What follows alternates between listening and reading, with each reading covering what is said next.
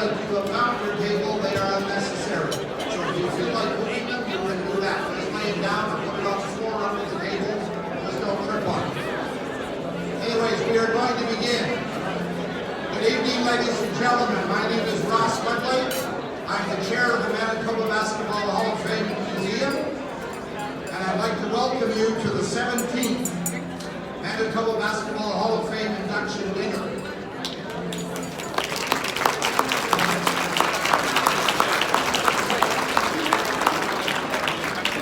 Probably the best thing I can say this evening is that we have set a new record here tonight for attendance.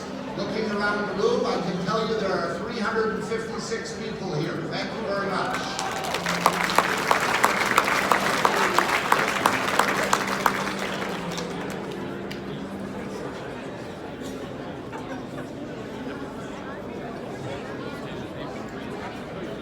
I am going to try this evening to remember the most important rule of public speaking, and that is to be brief, no matter how long it takes.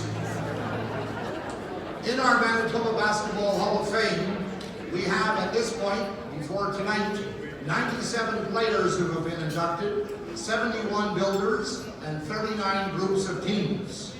The mission of the Manitoba Basketball Hall of Fame is twofold. Number one, to honor, as we are doing tonight, those that have made major contributions and had major successes in the game of basketball in the province of Manitoba. And number two, to preserve the heritage of this great game of basketball that we all have and still enjoy. I will also take a moment to wish Happy New Year to our Jewish friends out there. I believe it's the year 5780. I keep still writing 5779 on my checks, but I'll have to make that change. There's a number of thanks we'd like to give here tonight. First of all, we have to thank the University of Winnipeg for them dedicating the space that we have at their institution. We had many people there this afternoon for a wine and cheese reception, and it was great to have so many people maybe for the first time see our Hall of Fame and Museum. We'd also like to thank all of the prize donors, and they are all on the side there, and hopefully you bought tickets. If you didn't, our prize donors didn't do their job, so I'll be coming around to steal your wallet. But I'd like to thank Basketball Manitoba, Brandon University Bobcats, Canada Basketball, Manitoba High Schools Athletic Association, Manitoba Liquor and Lotteries, the University of Manitoba Bisons, University of Winnipeg Westman, and the Victoria Inn Hotel and Convention Center for donating those prizes. We appreciate it. I'd also like to recognize the members of our organizing committee that are here. I think we're all here tonight. My name, as I said, is Ross Woodlake. I'm the chair. Vic Pruden is the past chair. Vic, if you want to stand up and wave, feel free. Janet McMahon is the treasurer. Jerry Olchina was around selling tickets. Wes Grimble, Morris Glimcher, Jerry Hemmings, Carol Plain Hosgood, Ken Apolko, Susan Johnson, and Adam Woodlake, the executive director of Basketball Manitoba, is ex officio as our recording secretary. So all of those people are members of the organizing committee for our Hall of Fame, and we thank them too.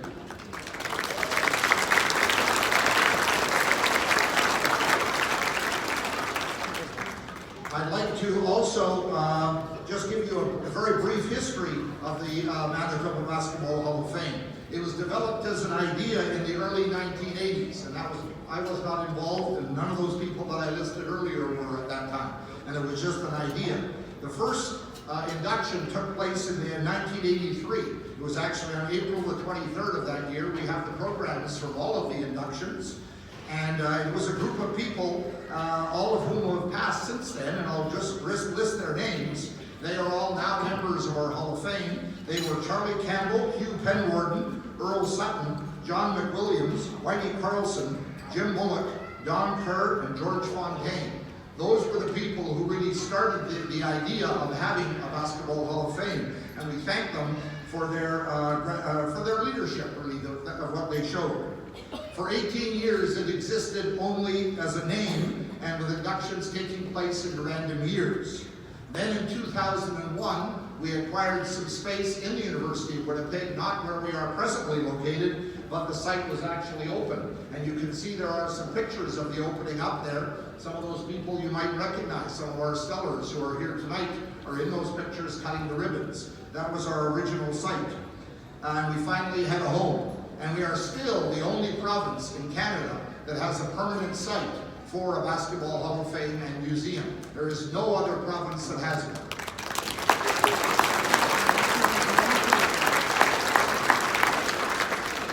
Then in 2014, we were relocated within the University of Winnipeg to the site we're in right now, which is, in my opinion, a much better site. It's much more visible. And we also became the Manitoba Basketball Hall of Fame and Museum. We did this for a lot of reasons, but one of them was because we already were a museum, but didn't have that in our name. But also we applied for and got level 1 status as a museum with Manitoba Culture and Heritage, province of Manitoba, and that gave us some limited amount of funding to support what we were doing. So we became a museum at that time too. It's also important to note that there is no National Basketball Hall of Fame, which is sad, and we hope that that someday gets remedied. But we feel that and whenever we do have people here and show them, they are always very envious of the fact that we have this site at the University of Winnipeg and are able to, as I said, honor individuals and preserve the heritage of the game. I'm now going to call upon Adam Wedlake, who's the Executive Director of Basketball Manitoba. They offer us a great deal of support in many, many ways. We are members of Basketball Manitoba, that's the Hall of Fame. Adam and Jillian and the intern Jan have been great help to us here today and continue to do so. I'll ask Adam to bring greetings and to give you some information about some of our programs through Basketball Manitoba.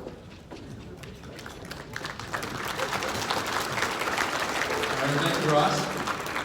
When our Hall of Fame committee met back in the summertime, it was decided that, and it was unanimously decided by the Hall of Fame group, or the induction group, that anybody with the last name Wedlake is allowed 1 hour total time speaking at the evening tonight. So it was decided as well that Ross gets 59 minutes, and I get 1 minute. So I've already eaten my 1 minute here, so I'll get right to what I'm here for. So again, just to echo some of the things Ross has already said, greetings and welcome on behalf of Basketball Manitoba, our board of directors and our staff.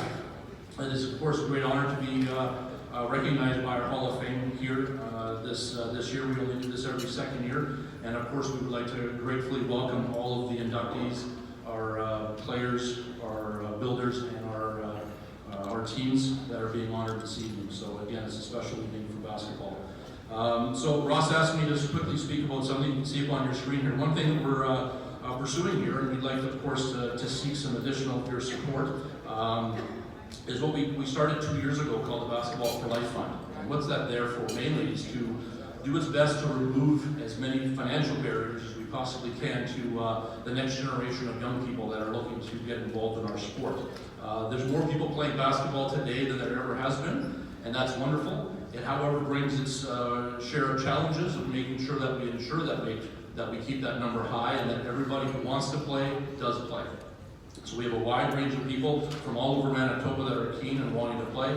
So our Basketball for Life Fund was started just over 2 years ago, looking to remove as many barriers as we can, so that 25 years from now, the next whatever year that would be our next induction dinner, that we would be able to honor the next wave of Hall of Fame inductees that may be only 5 years old right now.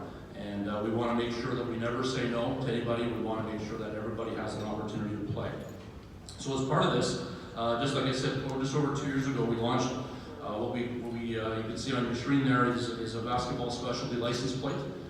It's been just over 2 years now out, and we've sold about 850. We're looking to sell another to a total of 1,000, so we're very close. And from that, the financial rewards to our sport will be significantly increased, and then that will 100% of those dollars go right into ensuring that young people have an opportunity to play.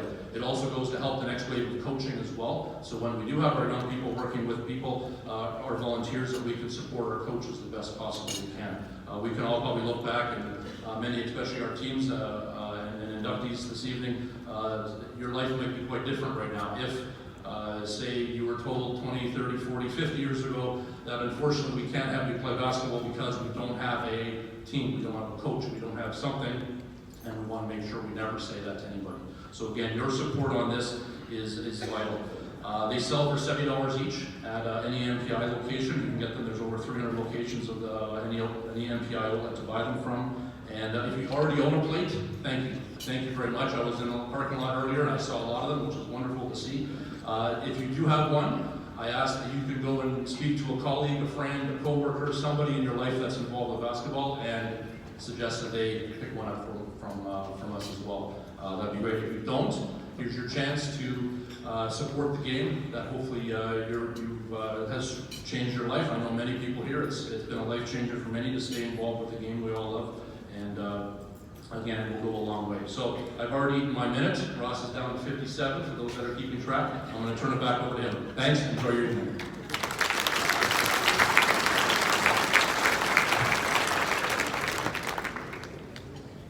Thanks, Adam.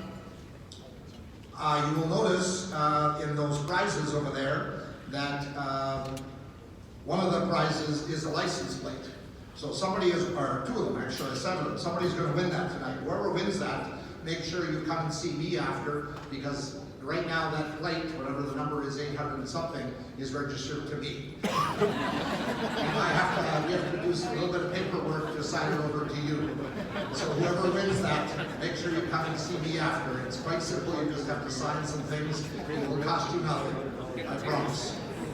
Speaking about the prizes, a couple of things. I've been quite asked to say that the prizes will be drawn later in the evening, and if you've still got tickets, they got to get in there during dinner. So if you've got tickets in your hand, don't stand up now and do it, but sometime get up there and put them in the appropriate one that you want to win. Well, all those numbers will be put up on the screen eventually. We won't call them out. You can look for your number if you want. You can come and claim them from up in this area. The person will have them. I think it's my wife Brenda will have them, and she will give you your prize. So we thank you for your support in that area. Also, we mentioned that the shooting competition was taking place there before the in that corner before dinner, and we have a winner. And with I think it was 29 was his number, and his name is Dylan Robertson, who is Duke Beardy's grandson. So could he come forward, please? Awesome, Robertson.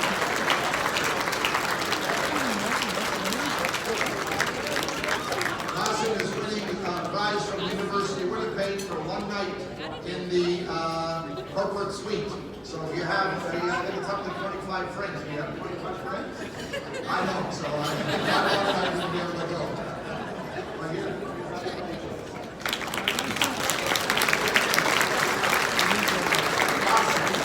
Awesome.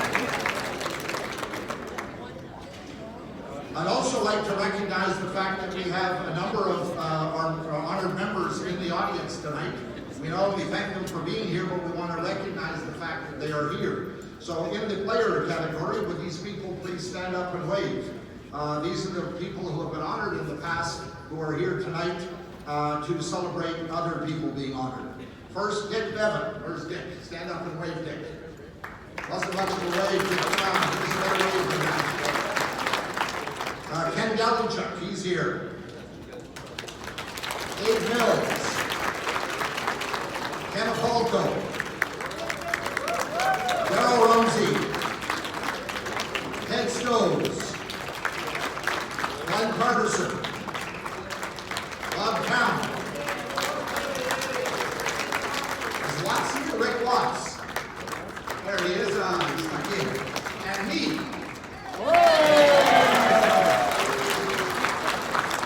In the builder category, we have a number of builders here with us tonight. Jaime Fox is here.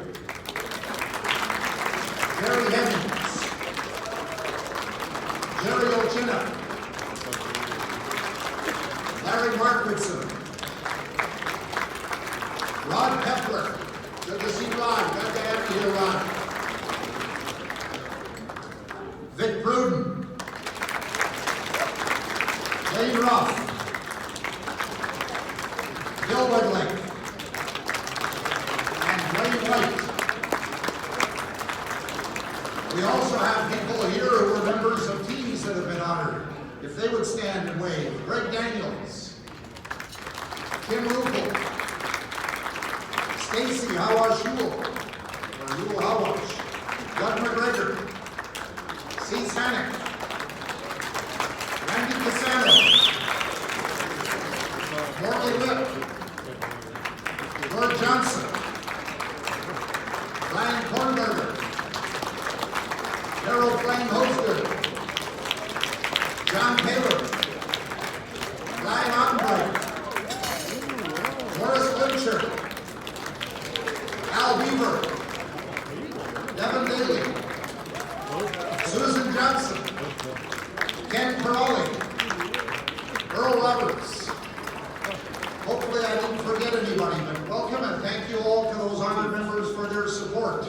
We very much appreciate it. I'd like to just mention one specific group, and that's we have 3 members of the original Stellars with us here tonight. They would be the most senior of our members. The Winnipeg Stellars won 3, help me Dick, 2 or 3? Two national junior championships at a time when junior basketball was as good as it gets. They went coast to coast. In those days you traveled by train. So it took them a long time to get there and back. They are really, as I said, we're very, very happy they're here tonight. I mentioned their names earlier. They are Dick Bevan, Gord Johnson, and Morley Rip. So thanks guys for being here.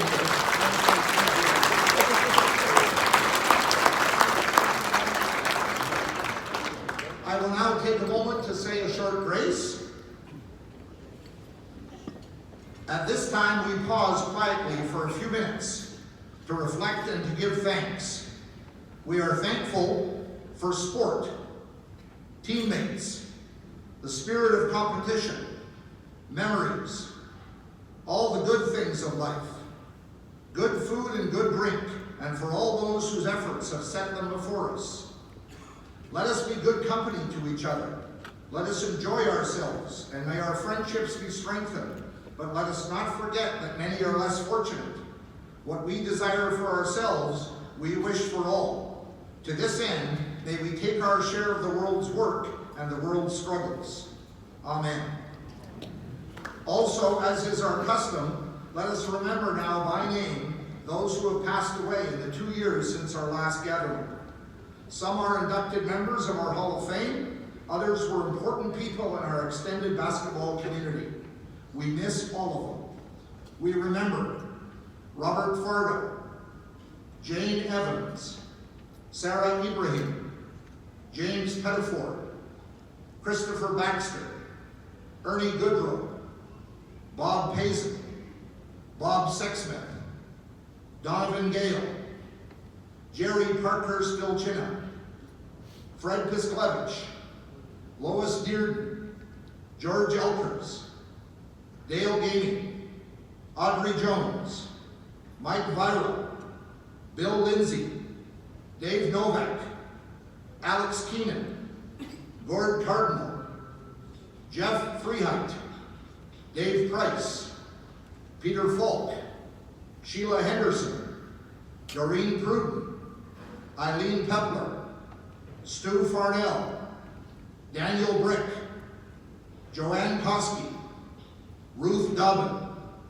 Michael Bevan, Gail Gillies, Donald Ray Hemmings, Pete Mulder, Bob Lovett, Harold Jack Perkins, Art Bryant, Bruce Silversides, Jim Wolfe. We, as he said, we remember and miss all of those people. It's an impressive list, but I'm glad I'm not on it. I think that's all we had to do, and now all that has to happen is dinner is served, so please enjoy your meal. If there are any allergies, I think I've informed the hotel of all the special meal requests, but they make sure that they are aware of that before they serve the meals, and they usually ask questions. I also will tell you, just before I give up the mic, they are bringing 2 bottles of wine to your table. And this wine is courtesy of somebody who many in this room know. His name is Mr. Ted Fardo, and that is Countertech Consultants Limited. So next time you see Ted Fardo, he's not here tonight, he was unable to be here, please thank him for his generosity in sponsoring the 2 bottles of wine at each table. Thank you and enjoy your meal.